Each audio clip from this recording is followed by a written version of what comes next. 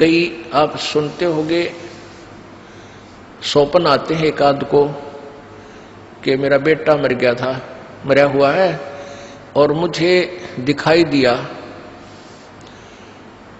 वो कहने लगा कि मैं यहाँ रहता हूँ इस घर में, वो घर भी और है कुछ दिखा है और यहाँ छुप के रहता हूँ। एक बच्चा जो था उसको पुनर्जन्म की याद थी,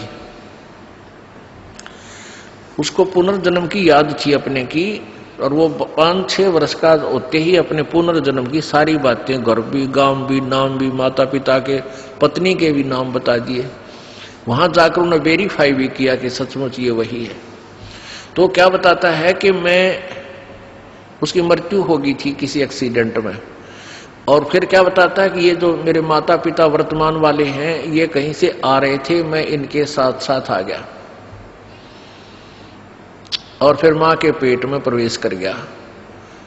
अब ऐसा कैसे है? ये है तो ये ईश्वर विधान, परमात्मा का विधान है कि जिससे संस्कार है वो उसके आसपास ही रहता है, उसमें गर्भ में भी विश्राम कर सकता है, लेकिन शरीर जब मिलेगा उसको अंदर पेट में भी, जब उसका योग बाल्य की तरफ से ही होगा, तो तब तक वो वहां एज ए प्रेत रह ले, उसको कुछ भी कहो, ऐसे रहते।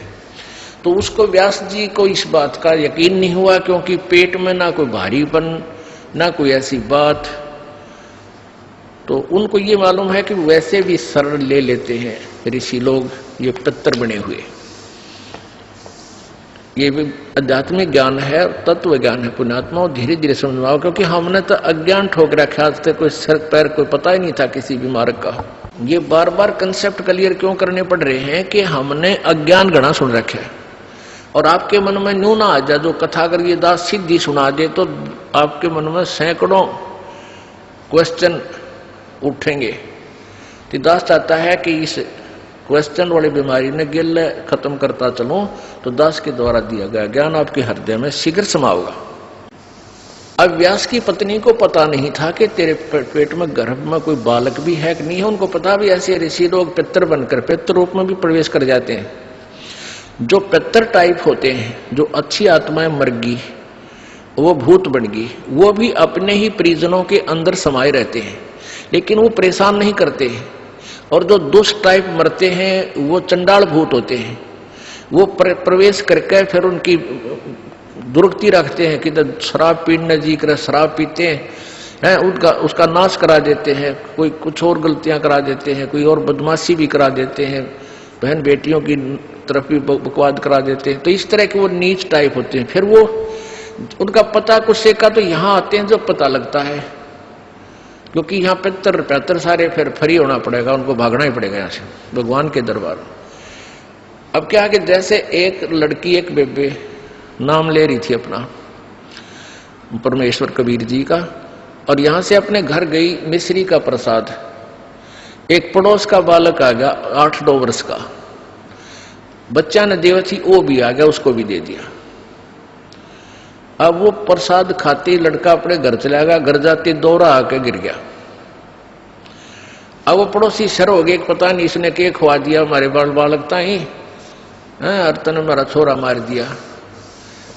अब वह कहने लगी देखो वैसे तो आप कुछ भी कहो, ये इसे बालक ने मरा तो नहीं, वो फिर ठीक हो गया, लेकिन 2 घंटे के बाद होश में आया। अब उस बहन ने बताया कि मैंने तो यही प्रसाद अपने बालका ती दिया था, यही आप कहते दिया था, इन्हें पूछ लो चाहे, मेरा कोई उद्देश्य नहीं। फिर उसने आके यहाँ बताया कि महाराज जी ऐसे ऐसे हमने उस लड़का था पड़ोस में, उसने प्रसाद दे दिया, उसको दौरे आ गए और मेरी तो जान न साका कर दिया उन्हें। तो इसलिए हमने मना कर रखा किसी को ये प्रसाद मत दो, क्योंकि वो क्या था कारण कि वो प्रसाद देने से उसमें प्रेत विद्यमान था, उन्हीं का कोई पत्थर था, और वो प्रसाद खाने से परमात्मा की वाणी से उसमें वो चार्ज हो रहा था। प्रसाद उसी को कहते हैं, जैसे भगवान शंकर जी के, शिव जी के वचनों से वो गंदा अंडा चार्ज हो गया, वो उसमें फिर दोबारा से चेतनता आएगी, स्वस्थ हो गया। तो इस भगवान के वचनों से, वाणी से आप यहाँ आते हो, आपको कोई बीमारी है छोटी मोटी, तो इन वचनों से, सत्संग से भी राहत मिलनी शुरू हो जाती है। और अंदर बच्चा भी कोई ऐसा गड़बड़ वाला हो तो भी स्वस्थ होना शुरू हो जाता है।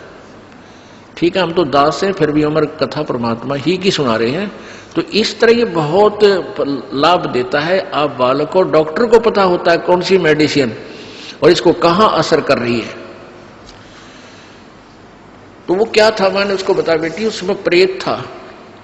अरे प्रसाद खान दे उसके लागे लठ, वो छोरे मत निकलना नहीं चाहा था, वो इस तरह बेहोश हो गया। फिर वो छोड़कर उसने उसमें से निकलना पड़ा, फिर वो लड़का होश में आ गया। तो ऐसी गलती मत करो, तुम बदनाम भी हो गए। उनको कोशिश करो फिर समझाने की, नाम दिलाने की अपने मित्रों को, भाई बहनों को, पड़ोसियों को, क्योंकि मालिक के दरबार में फिर ये नहीं रहते।